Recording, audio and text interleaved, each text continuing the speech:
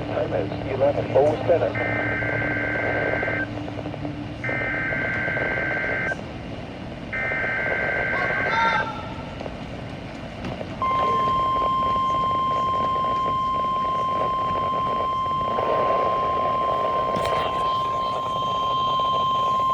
This is a test of the National Weather Service. I'm not sure because Warning alarm for WWG56 for the Mahoning Valley listening area of northeast inland Ohio. During potentially dangerous weather situations, specially built receivers are automatically activated to warn of the impending hazard. Tests of these receivers are normally conducted by the National Weather Service every Wednesday between 11 a.m. and noon. When there is a threat of or existing severe weather in the area, the test will be postponed until the following day. This ends the test of the National Weather Service weather radio warning alarm.